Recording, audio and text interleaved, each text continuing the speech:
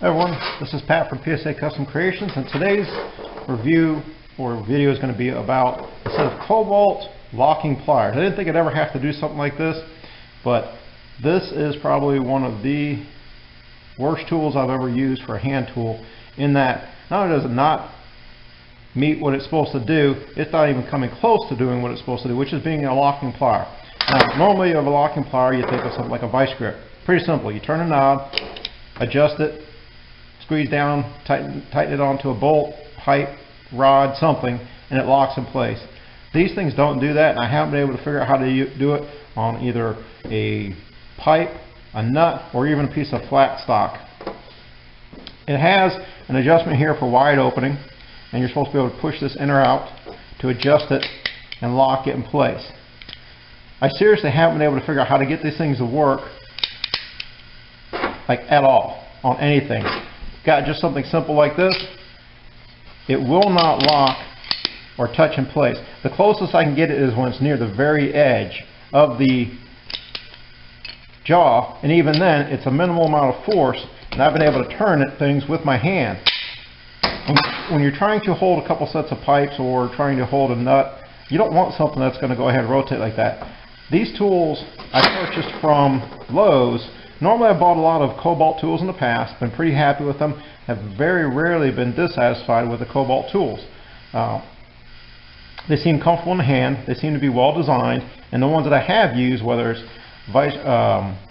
pliers, adjustable wrenches, hammers, screwdrivers, etc., I've never had an issue with them. I bought these, unfortunately they were from the clearance rack in Lowe's. The fact that they were in a clearance rack probably should have told me that there's something wrong with them. I bought them, threw them off to the side, never thought about it, didn't use them right away until probably about a month later, which of course went past the warranty or the return period, and the receipt of course I've lost. But I would easily give these back. I'm probably going to end up throwing these away because they're so bad. I can't use them for anything.